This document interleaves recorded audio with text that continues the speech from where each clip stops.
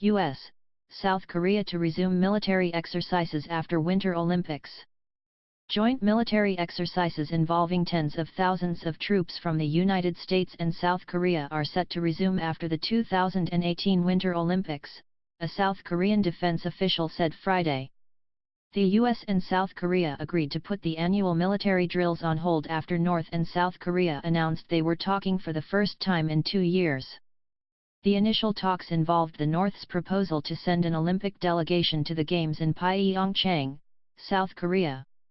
The exercises, codenamed Key Resolve and Foal Eagle, are carried out annually in March and April, usually drawing a fierce response from the North Korean regime. During last year's drills, Pyongyang launched multiple missile tests and held a massive artillery exercise at the end of April. Though it is too early to disclose the exact date and size of the planned joint exercises, they will be carried out after the Olympics, Choi Hyun-soo, spokeswoman for South Korea's Ministry of National Defense, told reporters.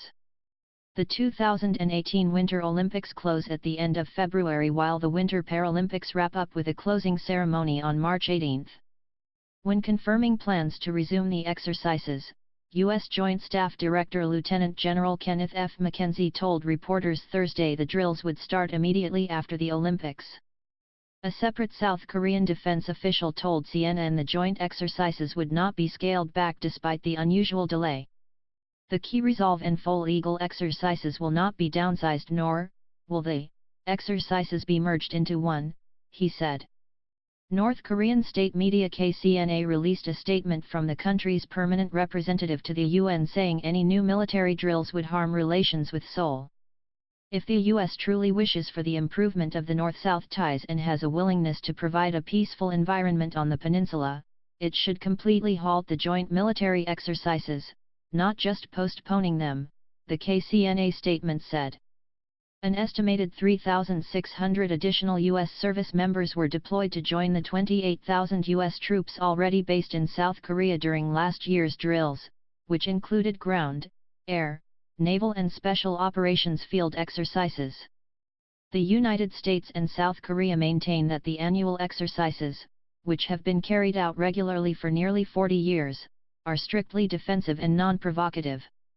Both exercises, according to U.S. Forces Korea, are designed to highlight the long-standing military partnership between the two countries and improve stability and security on the Korean peninsula. The announcement that the exercises will continue after the Games comes during a thaw in relations between the two Koreas, who will march together under a unified flag at the Winter Olympics opening ceremony. The diplomatic breakthrough followed the first face-to-face meetings between representatives from North and South Korea in more than 2 years, held at the heavily fortified demilitarized zone between the two countries.